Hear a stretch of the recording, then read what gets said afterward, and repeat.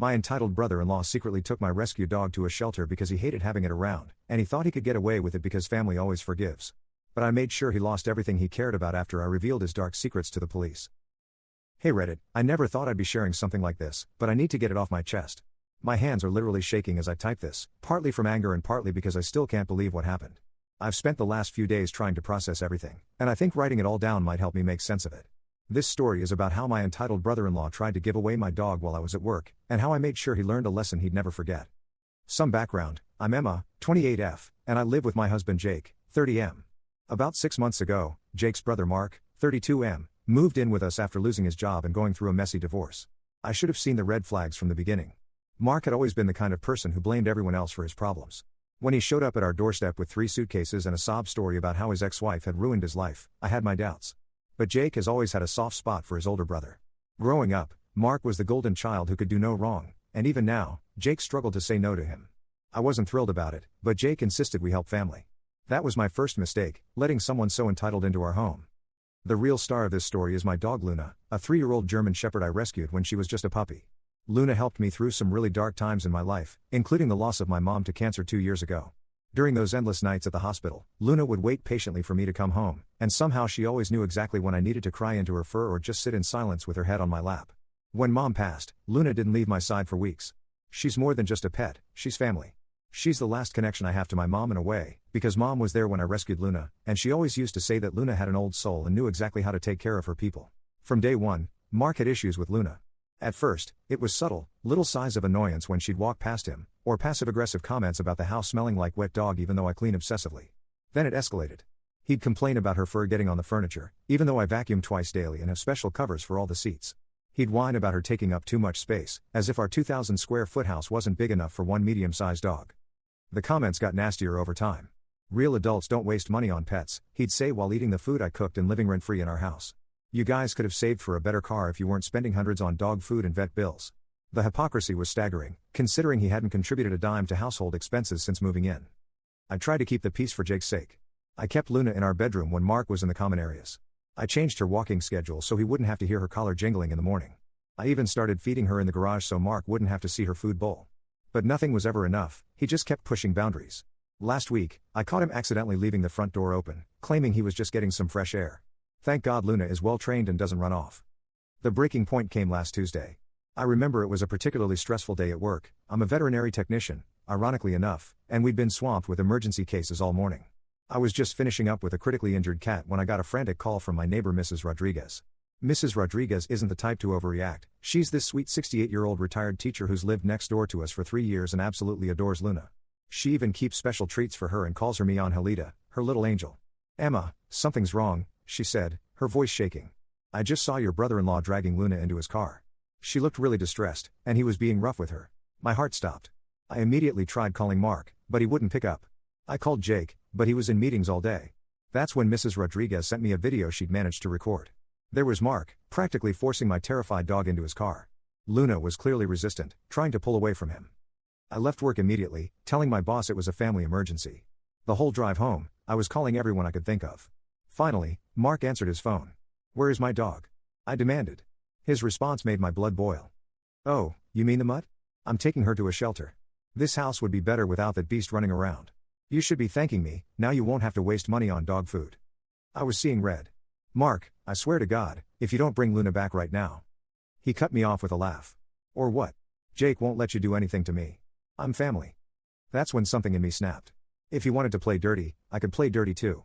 What Mark didn't know was that Luna had a GPS tracker in her collar, something I'd invested in after hearing about dogs being stolen in our area. I pulled over and checked the app. They were headed to a shelter on the other side of town. I called the police immediately, explaining the situation. Then I called the shelter he was heading to, warning them about a man trying to surrender a stolen dog. Finally, I called Jake's work and had them pull him out of his meetings. This wasn't just about Luna anymore, this was about teaching Mark a lesson. By the time I got to the shelter, my heart was pounding so hard I could barely breathe. The police were already there, 2 patrol cars and 4 officers surrounding Mark's beat-up Honda Civic in the parking lot. Luna was still inside his car, barking frantically.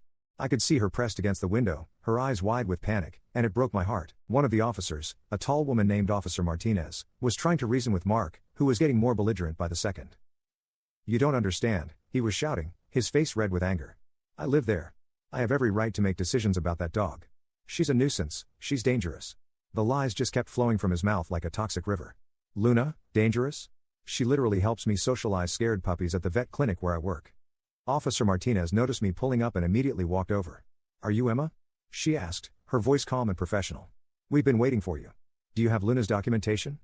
I had everything ready on my phone, vaccination records, microchip registration, adoption papers, even photos of Luna and me at various dog training classes. Mrs. Rodriguez's video was the cherry on top. When they played it back, everyone could see how roughly Mark was handling Luna, how scared she was. The shelter manager, a kind-faced woman named Sarah, came out to watch the situation unfold. He tried to tell us she was aggressive, she said, shaking her head in disgust. But the moment he opened his car door, that sweet girl just cowered in the corner. We knew something wasn't right. The look on his face when they put him in handcuffs was priceless. His whole facade crumbled, and suddenly he wasn't the arrogant bully anymore, he was a scared man realizing his actions had consequences. You can't do this to me. He kept yelling, his voice cracking with panic.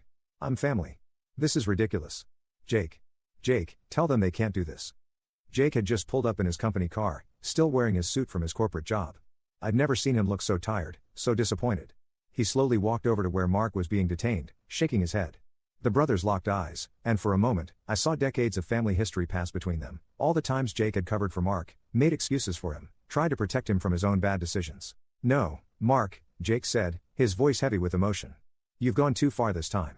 You didn't just try to hurt Emma, you tried to take away a member of our family. Luna isn't just a dog, and you know that. You knew exactly what you were doing. Mark's face contorted with rage. Of course you'd take her side, he spat. You've changed, Jake. Ever since you married her, you've forgotten what family means.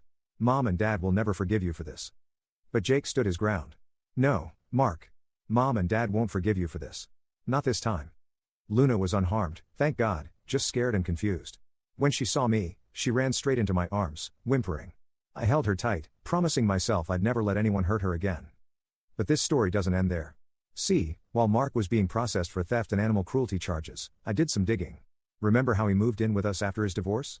Turns out he'd been lying about a lot of things. I found out he hadn't lost his job, he'd been fired for stealing from the company. His ex-wife hadn't taken everything in the divorce like he claimed, he'd actually hidden assets and lied to the court. How did I find this out? His ex-wife was more than happy to share everything when I reached out to her. He did what to your dog? She exclaimed when I told her what happened. That sounds exactly like Mark. He sold my grandmother's jewelry while I was visiting my sick father in the hospital. Claimed it was his right as my husband. The next few days felt like being in a hurricane. Every time I turned over a rock from Mark's past, more disgusting things crawled out. I turned over everything I'd learned to Mark's probation officer. Oh yeah, he had one of those too. Turns out his business trips every other Thursday were actually mandatory check-ins that he'd somehow managed to hide from everyone. His probation officer, Mr. Chen, looked like he'd aged 10 years as he reviewed the evidence. This is problematic, he said, which I later learned was probation officer speak for he's absolutely screwed. Mark had violated pretty much every condition of his probation, leaving the state without permission, those weekend golf trips, failing to maintain employment, failing to report income, and now theft and animal cruelty charges. Jake was devastated but stood firm. I found him late one night, sitting in Luna's favorite spot in the backyard, just staring at the stars. I enabled him, he said quietly when I sat down beside him. All these years, I kept making excuses for him, kept trying to protect him. Mom and Dad did the same thing. We thought we were helping, but we just made him worse. He turned to me, his eyes red. I love my brother, Emma, but he needs to face consequences for once in his life. I won't bail him out this time. His parents weren't as understanding at first. They showed up at our door the next morning, Mark's mom in tears and his dad blustering about family loyalty. How could you do this to your own brother? His dad demanded. Over a dog? But then I showed them everything, the evidence of theft from his company, the hidden assets from his divorce, the violated probation, and finally, Mrs. Rodriguez's video of him manhandling Luna. The color drained from their faces as they watched their golden child roughly dragging my terrified dog, screaming obscenities the whole time. Sometimes seeing is believing, and that video shattered their last illusions about their son. Mark is now facing charges not just for what he did to Luna, but also for violating his probation. His ex-wife is taking him back to court for lying about his assets. And his old company is pressing charges for the theft he thought he'd gotten away with. As for us? Mark's stuff is packed in boxes in the garage. He's not welcome in our home anymore. Luna is back to her happy self, though she still gets anxious when strange cars pull up. Jake and I are in couples therapy, working through the trust issues this whole incident brought up. I know some might think I went too far, that family should forgive family. But here's the thing, the moment Mark decided to steal my dog, he showed exactly how much family meant to him. I just returned the favor. Update, it's been 2 weeks since everything went down, and I've got some news to share. Mark's been spending his time in county jail, awaiting trial for multiple charges. His ex-wife's lawyer reached out to thank me. Apparently, the evidence I uncovered helped them build a solid case against him for fraud during their divorce. The most surprising development? Mark's parents, who initially tried to guilt us into dropping the charges, had a change of heart when they learned about everything else he'd done. We failed as parents, his mom told me tearfully. We always made excuses for his behavior, and look where that got him. Luna's doing much better now. We've installed security cameras around the house, and she's wearing her GPS collar full time. Jake and I are stronger than ever. This whole ordeal made us realize we need to be a united front when it comes to setting boundaries with family. Final update: the court proceedings were a circus. Mark's attorney, a public defender who looked like he'd rather be anywhere else, tried to paint it as a family misunderstanding. But the prosecution had everything: the video evidence, the documented history of Mark's prior offenses, testimony from both Rachel and his former employer, and even statements from his parents who, to everyone's shock, decided to tell the truth about his pattern of behavior. Your Honor, the prosecutor said, her voice clear and confident, what we have here isn't just about a stolen dog. It's about a pattern of escalating behavior, a man who has consistently shown contempt for others' property and well-being, who has repeatedly violated his probation, and who has demonstrated no genuine remorse for his actions. Mark sat there in his orange jumpsuit, looking smaller than I'd ever seen him. Gone was the arrogant smirk, replaced by a pale, drawn expression as witness after witness detailed his lies and manipulations. When it was his turn to speak, he tried one last time to manipulate the situation. I was just trying to help, he said, his voice trembling in what I recognized as fake emotion. The dog was clearly causing problems in the household. My brother and his wife were too emotionally attached to see it. I was doing what was best for everyone. Even his own attorney winced at that explanation. The judge, a no-nonsense woman in her 60s who I later learned was a devoted animal rescue volunteer, wasn't having any of it.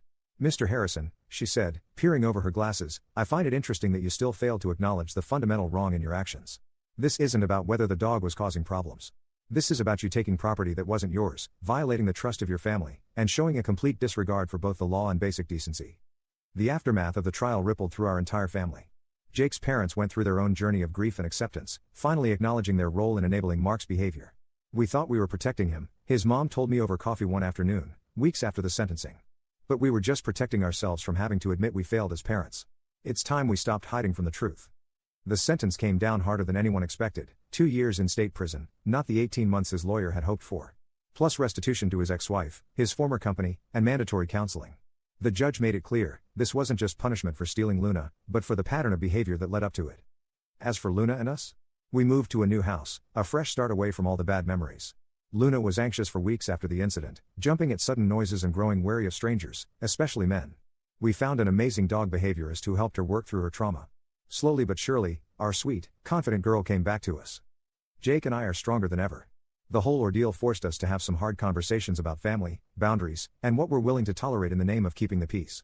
We've both started therapy, learning how to better protect ourselves and each other from toxic relationships, even when they come wrapped in the package of family. Mark did try to contact us one more time, sending a letter from prison filled with what he probably thought was an apology. I'm sorry you forced me to act the way I did, he wrote. If you just listened to me about the dog, none of this would have happened. Classic narcissist, still trying to shift the blame. That letter went straight into the shredder. Looking back now, 6 months later, I realize this whole experience taught me something valuable about standing up for what's right, even when it costs you. Mark tried to take away something I loved, thinking his status as family would protect him from consequences. Instead, he lost everything: his freedom, his reputation, and any chance of rebuilding relationships with his family. Sometimes the universe has a way of balancing the scales. Mark's ex-wife Rachel used the evidence we uncovered to reopen their divorce settlement. His former company is pursuing additional civil charges. And his parents? They've started volunteering at the local animal shelter, their own form of atonement, I suppose. As I write this, Luna is curled up next to me on our new couch, in our new home, safe and loved. Jake is in the kitchen making dinner, and I can hear him singing off-key to the radio. We're healing, all of us, and we're stronger for having stood our ground. Sometimes the hardest lessons come from the people we thought we could trust the most. Edit: wow, this blew up overnight. Thank you all for your supportive comments. To those asking, yes, I'm writing this from my own home, not the one I shared with Mark. Jake and I moved shortly after everything happened, partially because Luna seemed anxious in the old house. We're all doing much better now, and Luna absolutely loves having a big backyard to play in. Edit 2: since many are asking about Mrs. Rodriguez, we still keep in touch. She moved closer to her grandkids last month, but she visits whenever she's in town. Luna always gets super excited to see her. I'm forever grateful she was looking out for us that day. Sometimes guardian angels come in the form of observant neighbors.